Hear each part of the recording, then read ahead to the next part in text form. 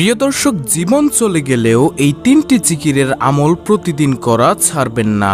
হ্যাঁ প্রিয় দর্শক, আজকের ভিডিওতে জিকিরের ফজিলত এবং এমনই 3টি জিকিরের ওজিফা আপনাদেরকে জানিয়ে দিব। উঠতে বসতে চলতে ফিরতে যদি এই 3টি জিকিরের আমল আপনি করতে পারেন, আপনার জন্য রহমতের দরজা খুলে যাবে, রিজিকের দরজা খুলে যাবে, আপনার সকল কিছুতে বরকত হবে, রুজি রোজগারে বরকত হবে, ঘরে বরকত হবে, হায়াতে বরকত হবে, আপনার সকল কাছে আল্লাহর গায়েবী সাহায্য আসবে, দুনিয়া ও আখিরাতের ভরপুর কল্যাণ অর্জন হবে ইনশাআল্লাহ। প্রিয় দর্শক, আমি নিশ্চিত আজকের এই আমলের আলোচনাটি আপনার জীবনের মোড় ঘুরিয়ে দিবে ইনশাআল্লাহ। তাই ধৈর্য ধরে ভিডিওটি দেখার ও শোনার জন্য অনুরোধ রইল। প্রিয় দর্শক, এখন আপনি বলতে পারেন যে জীবন চলে গেলেও এই আমল আমরা কিভাবে করব? দর্শক, এটি হলো একটি কথার কথা। এই কথার দ্বারাই আপনি বুঝতে পারছেন যে এই জিকিরের গুরুত্ব কতটুকু, ফজিলত কতটুকু। তাই আমি এই কথাটা বললাম যে জীবন চলে গেলেও এই 3টি জিকিরের আমল করা ছাড়বেন না। অনেক গুরুত্বপূর্ণ 3টি জিকির। তাহলে চলুন শুরু করা যাক।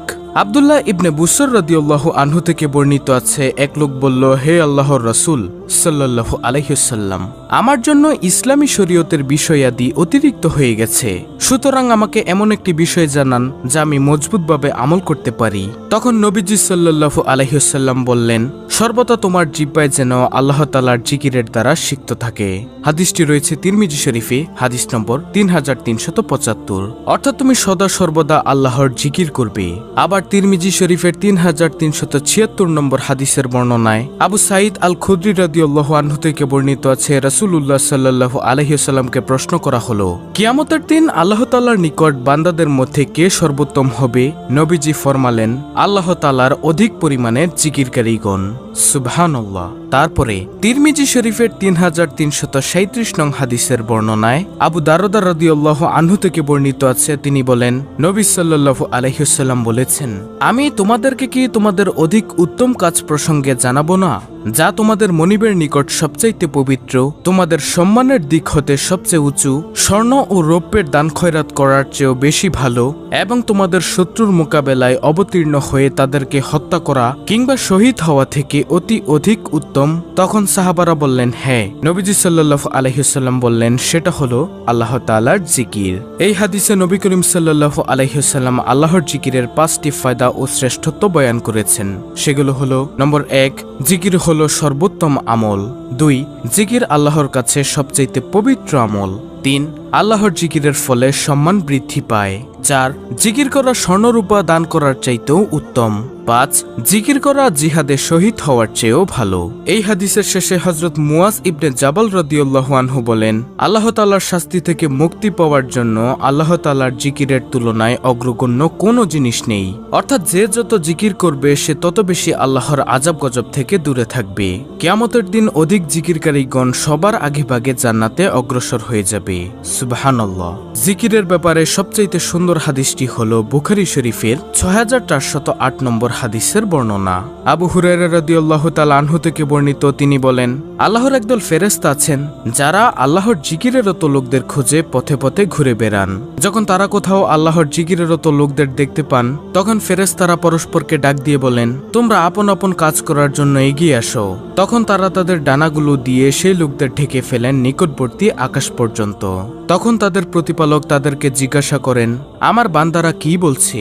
তখন তারা বলেন, তারা আপনার পবিত্রতা বর্ণনা করছে, তারা আপনার শ্রেষ্ঠত্বের ঘোষণা দিচ্ছে, তারা আপনার গুণগান করছে এবং তারা আপনার মহত্ব প্রকাশ করছে। তখন আল্লাহ তাআলা জিজ্ঞাসা করেন, তারা কি আমাকে দেখেছে? তখন ফেরেশতারা বলবে, হে আমার প্রতিপালক, আপনার শপথ, তারা আপনাকে দেখেনি। তিনি বলবেন, অর্থাৎ আল্লাহ তাআলা বলবেন, আচ্ছা তবে যদি তারা আমাকে দেখত?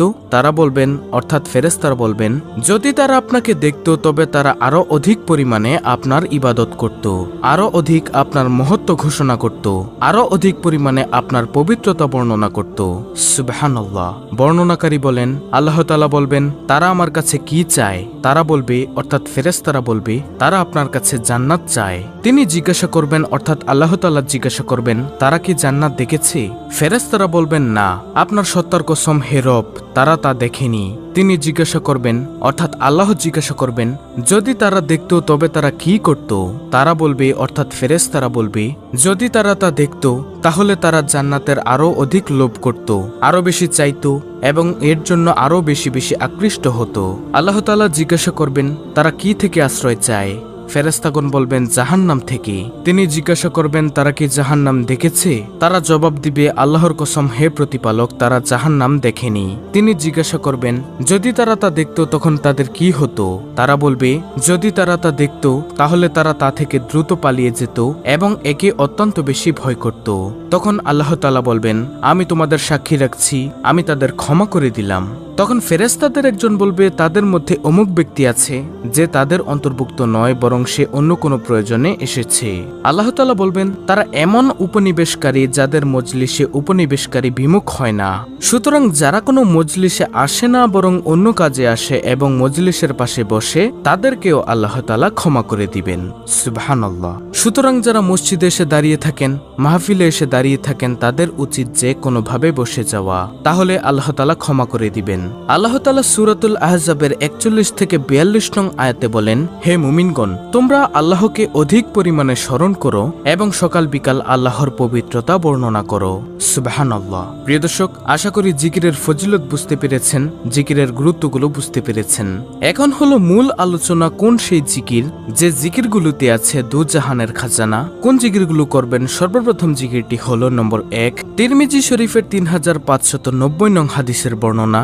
আবু হুরায়রা রাদিয়াল্লাহু তাআলা আনহু থেকে বর্ণিত আছে, তিনি বলেন, রাসূলুল্লাহ সাল্লাল্লাহু আলাইহি ওয়াসাল্লাম বলেছেন, কোন বান্দা সততার সাথে লা ইলাহা ইল্লাল্লাহ বললে তার জন্য আকাশের দরজাগুলো খুলে দেওয়া হয়, ফলে উক্ত কালেমা আরশে আজিম পর্যন্ত পৌঁছে যায় যতক্ষণ না সে কবিরা গুনাহ ত্যাগ করে। আর প্রিয় দর্শক, লা ইলাহা ইল্লাল্লাহ এমন একটি জিকির সব সময় পড়া যায়, ঠোঁট নাড়ানো ছাড়াই পড়া যায়, তাই একটি রিয়াও নেই। মানুষের সামনে বসে থাকলেও এই জিকিরটি করতে পারবেন। শুধুমাত্র আল্লাহ তাআলাকে খুশি করার জন্য পড়বেন, তাহলে আসমানের সকল দরজা আপনার জন্য খুলে যাবে। তারপরে দ্বিতীয় নম্বর জিকিরটি হলো তিরমিজি শরীফের 3592 নং হাদিসের বর্ণনা। ইবনে উমর রাদিয়াল্লাহু আনহু থেকে বর্ণিত আছে, তিনি বলেন, একদিন আমরা রাসূলুল্লাহ সাল্লাল্লাহু আলাইহি ওয়াসাল্লামের সাথে নামাজ পড়ছিলাম। সে সময় সমাগত লোকদের মাঝে হতে এক লোক বলল, আল্লাহু আকবার কাবীরা ওয়ালহামদুলিল্লাহি কাসীরা ওয়া সুবহানাল্লাহি বুকরাতাও ওয়া আসীলা। দোয়াটি আমি আবার বলছি, আল্লাহু আকবার কাবীরা ওয়ালহামদুলিল্লাহি কাসীরা ওয়া সুবহানাল্লাহি বুকরাতাও ওয়া আসীলা। তখন রাসূলুল্লাহ সাল্লাল্লাহু আলাইহি ওয়াসাল্লাম বললেন, এই বাক্যটি কে বলেছে? উপস্থিত লোকদের মাঝে এক লোক বলল, আমি হে আল্লাহর রাসূল সাল্লাল্লাহু আলাইহি ওয়াসাল্লাম। তিনি বললেন, অর্থাৎ নবীজি সাল্লাল্লাহু আলাইহি ওয়াসাল্লাম বললেন, এ দোয়ায় আমি খুব আশ্চর্যান্বিত হয়েছি। এই বাক্যগুলোর জন্য আকাশের দরজাগুলো খুলে দেওয়া হয়েছে। ইবনে উমর রাদিয়াল্লাহু তাআলা আনহু বলেন, রাসূলুল্লাহ সাল্লাল্লাহু আলাইহি ওয়াসাল্লামের কাছে আমি এই কথা শোনার পর থেকে কখনো তা পাঠ করা পরিহার করিনি, অর্থাৎ এই দোয়াটি পাঠ করা পরিহার করিনি। আল্লাহু আকবার কাবীরা ওয়ালহামদুলিল্লাহি কাসীরা ওয়া সুবহানাল্লাহি বুকরাতান ওয়া আসীলা। তারপরে তৃতীয় নম্বর জিকিরটি হলো এমন জিকির যে জিকিরটি করলে আপনার দুনিয়ার সকল নেক মাকসাদ পূরণ হবে, অভাব দূর হয়ে গায়বী শক্তি হবে। যেমন সূরা হুদের 52 নং আয়াতে আল্লাহ তাআলা বলেছেন, আর হে আমার কওম, তোমাদের পালনকর্তার কাছে তোমরা ক্ষমা প্রার্থনা করো, অতঃপর তারই প্রতি মনোনিবেশ করো। আসমান থেকে তোমাদের উপর বৃষ্টিধারা প্রেরণ করবেন এবং তোমাদের শক্তির উপর শক্তি বৃদ্ধি করবেন। তোমরা কিন্তু অপরাধীদের মতো বিমুখ হইও না। সুতরাং যে কোনো কাজে মনে মনে ইস্তেগফার পড়ুন, সে কাজে আর ক্লান্তি অনুভব হবে না, কারণ আল্লাহ তাআলা শক্তি বাড়িয়ে দিবেন। এই জিকির দ্বারা মনের শান্তি প্রশান্তি আসে, যেমন সূরা রাদের 28 নং আয়াতে আল্লাহ তাআলা বর্ণনা করেন, আর যারা বিশ্বাস স্থাপন করে এবং তাদের অন্তর আল্লাহর জিকির দ্বারা শান্তি লাভ করে, জেনে রেখো আল্লাহর জিকির দ্বারাই অন্তরসমূহ শান্তি পায়। আর যাদের হৃদয় প্রশান্ত হয়ে যায় তাদের জন্য আল্লাহ সূরাতুল ফাজরে সুখবর দিয়ে বলেন, তুমি তোমার পালনকর্তার নিকট ফিরে যাও সন্তুষ্ট ও সন্তোষভাজন হয়ে, অতঃপর আমার বান্দাদের অন্তর্ভুক্ত হয়ে যাও আর আমার জান্নাতে প্রবেশ করো। সুতরাং জিকির করতে করতে অন্তর প্রশান্ত হয়ে যাবে, আর যাদের অন্তর প্রশান্ত হবে তাদের জন্য রয়েছে জান্নাতের সুসংবাদ। তাই প্রিয় দর্শক, এই তিনটি জিকির অর্থাৎ নম্বর 1 লা ইলাহা ইল্লাল্লাহ, নম্বর 2 আল্লাহু আকবার কাবীরা ওয়ালহামদুলিল্লাহি কাসীরা ওয়া সুবহানাল্লাহি বুকরাতাও ওয়া আসীলা, নম্বর 3 ইস্তেগফার এগুলোকে অব্যাহত রাখুন। ইনশাআল্লাহ অনেক অনেক ফায়দা হবে, যা আমি ভিডিওর শুরুতেই বলে দিয়েছি। অত্যন্ত গুরুত্বপূর্ণ একটি ভিডিওটি ভালো লাগলে অবশ্যই চ্যানেলটিকে সাবস্ক্রাইব করে বেল বাটন অল বাজিয়ে দিবেন। ভিডিওটিতে একটি লাইক দিবেন এবং কমেন্টে আমিন লিখবেন এবং অন্য মুসলিম ভাই বোনদের কাছে ভিডিওটি শেয়ার করে দিবেন, যেন তারাও দেখে শিখে এই আমলটি করতে পারে, এই জিকিরগুলো অব্যাহত রাখতে পারে। আল্লাহ রাব্বুল আলামিন আমাদের সকলকে এই 3টি জিকির প্রতিনিয়ত পাঠ করা